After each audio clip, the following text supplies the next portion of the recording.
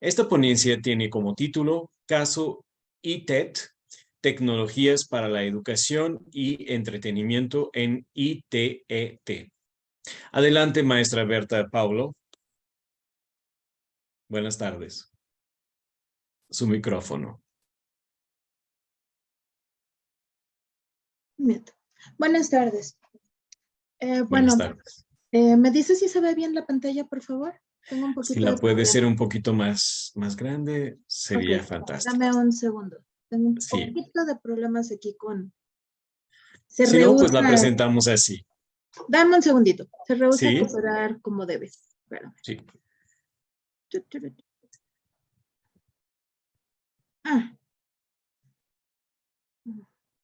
Ahí ya está. ¿Ya se ve bien? Ya. Ok. Fantástico. Entonces Adelante. Gracias. Estamos hablando del caso ITET. ITET es una materia.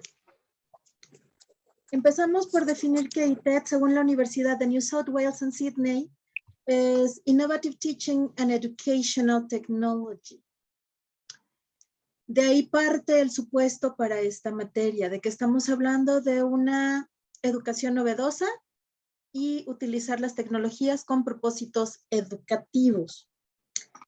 Dentro del contexto, para que no quede volando, estamos hablando de que es una de las materias que están en la licenciatura en enseñanza y aprendizaje del inglés en educación secundaria, en el trayecto optativo del cuarto semestre del Plan de Estudios 2018 aplicado en la Escuela Normal Superior de México.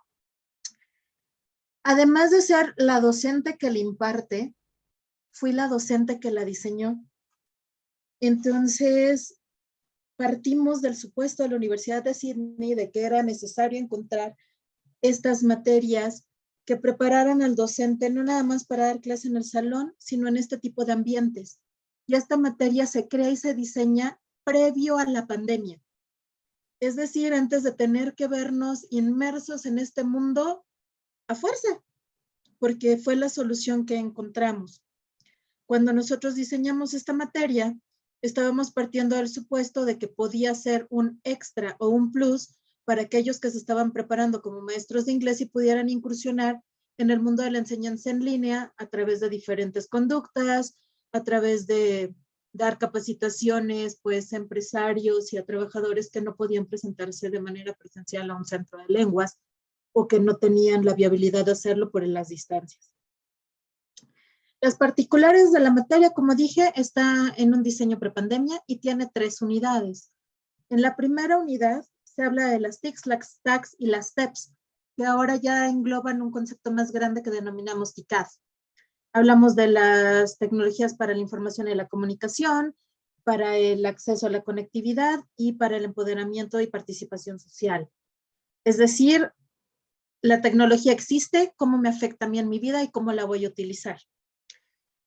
La segunda unidad hablaba de productos digitales básicos. Si bien durante el desarrollo de esta materia hubo un poquito de controversia por ahí, porque había docentes de otros estados que decían, es que mis alumnos son buenísimos para la tecnología y programan y manejan y van y vienen.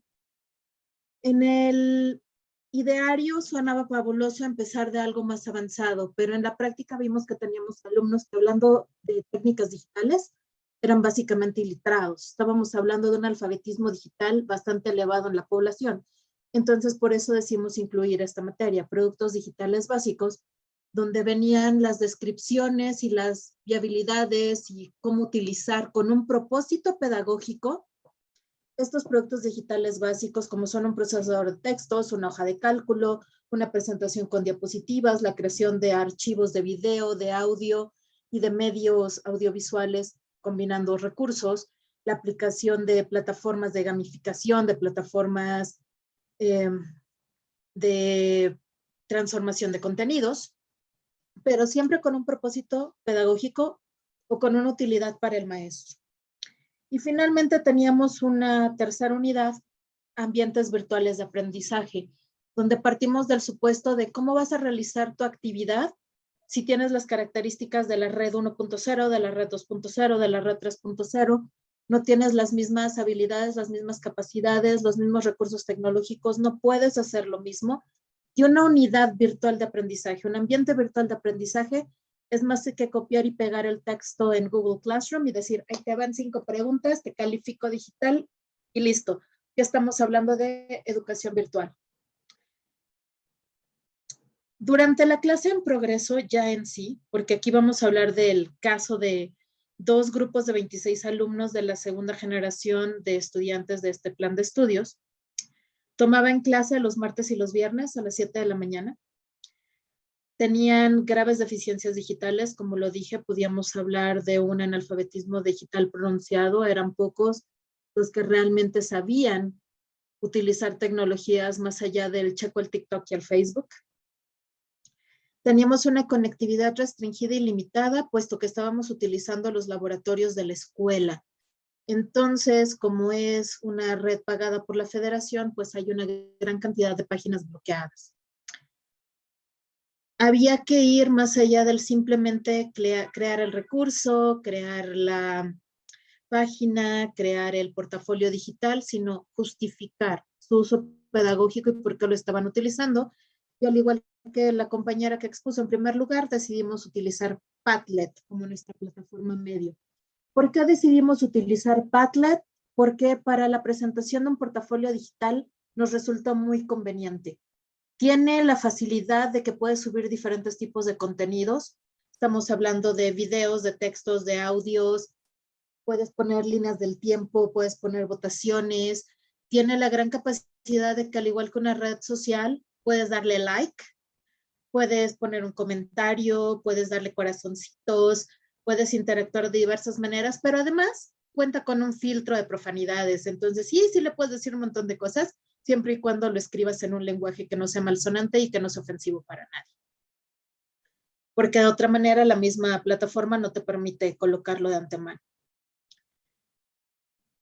Estaba la clase centrada completamente en el alumno a través del aprendizaje basado en proyectos y no había tareas en casa. Todo el trabajo se realizaba en el laboratorio. Había productos definidos, dirigidos y regidos por consenso. Y la evaluación asimismo era por los pares y por consenso, donde mi única función como moderador no era expositoria. Se daban los temas, se proporcionaban recursos, obviamente, pero básicamente el alumno hacía su propia investigación y construía sus productos dentro de la misma clase, trabajando en el laboratorio.